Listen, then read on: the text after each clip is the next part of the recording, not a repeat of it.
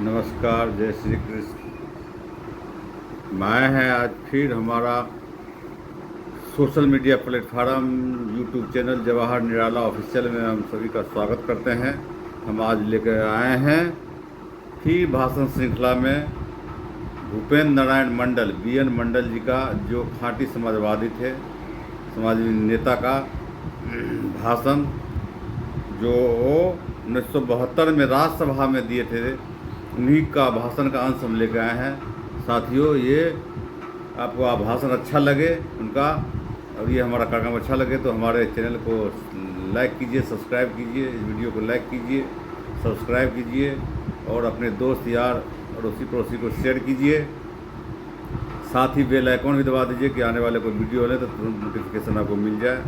साथियों, सुनिए कि भूपेंद्र नारायण मंडल जो खाँटी समाजवादी कहिए कट्टर समाजवादी थे, वैज्ञानिक समाजवाद की सोच रखते थे, उनका मैं अंश जो है सुना रहा हूँ। 1972 में भी उन्होंने राज्यसभा में दलितों के ऊपर हुए अत्याचार का हवाला देते हुए बिल्कुल साफ शब्दों में कांग्रेस शासन में उच्च जातियों की मनमानी और निरंकुशता पर सवाल उठाया था। अभी स्वतंत्रता की रजत जयंती हम लोग मना चुके हैं, उसके बाद भी यह स्थिति दलितों की है।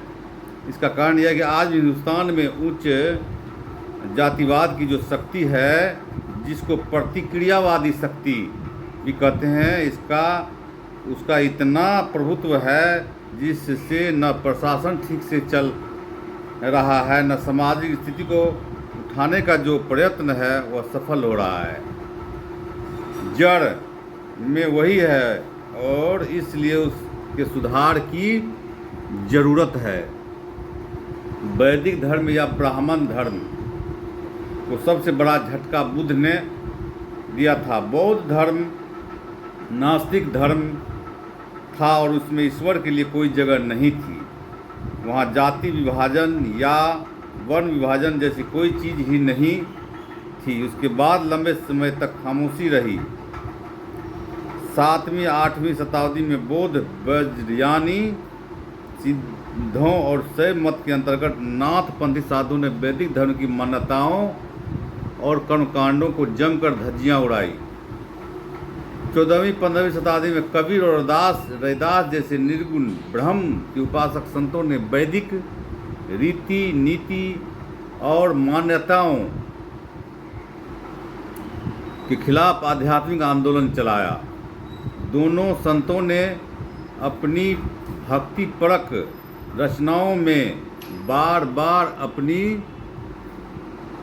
जाति जुल्हा और चमार का उल्लेख किया। यहाँ पर सवाल बरबस मन में उठता है कि इन आध्यात्मिक संतों के सामने कौन सी सामाजिक व्यवस्था थी कि ये ब्राह्मणवादी मान्यताओं का इस तरह विरोध करते थे।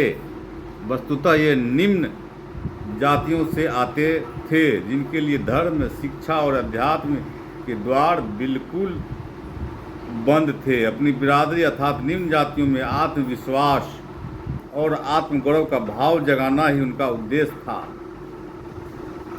वे उन्हें गरिमापूर्ण जीवन जीने के लिए निरंतर प्रेरित करते रहे।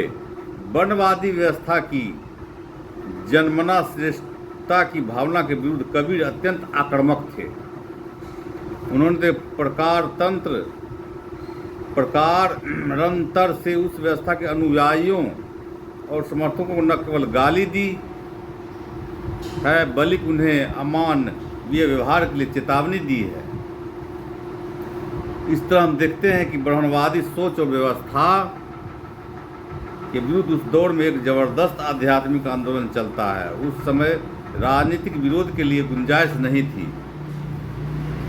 भक्ति आंदोलन की पृष्ठभूमि में जितना सामाजिक विरोध संभव था, इन संतों ने किया।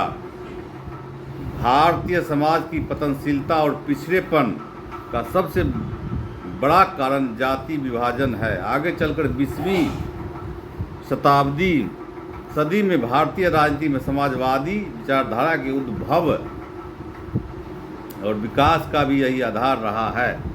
डॉक्टर राम मनोहर लोहिया ने इस पर बहुत कुछ कहा है और लिखा है।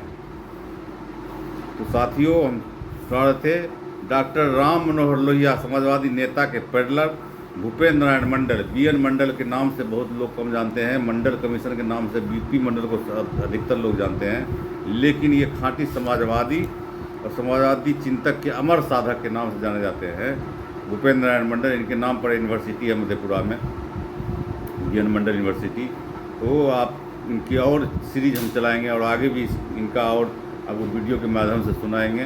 साथियों, ये हमारा वीडियो अच्छा लगे तो फिर पुनः कहता हूँ कि आप इसको लाइक कीजिए, सब्सक्राइब कीजिए और अपने दोस्त यार को शेयर कीजिए और बेल आइकॉन भी दबा लीजिए ताकि कोई वीडियो अपलोड करें तो आपको उसकी नोटिफिकेशन मिल जाए। और इसी के साथ हम आज का ये भाषण श्रृंखला यहीं समाप्त करते हैं साथियों। और इस भाषण श्रृंखला में हम इनकी भूपेंद्र नारायण मंडल की लगातार हम अब देते रहेंगे और BN मंडल सीरीज में। तब इसके साथ ही जो आज देश में जो चल रहा है, अभी ऐसे ऐसे नेताओं को पढ़ने की और सुनने की बहुत ज़रूरत है, जो समाजवादी नेता हैं, समाजवादी चिंतन के अमर साधक रहे हैं भूपेंद्र नारायण मंडल। उनको अभी सुनने की, हर एक युवाओं को, सामाजिक कार्यकर्ता को, राजनीतिक कार्यकर्ता को अभी सुनने की ज़रूरत है। और सुने और इसका आप दोस्त यार को भी सुनाएं और वीडियो को भी शेयर करें।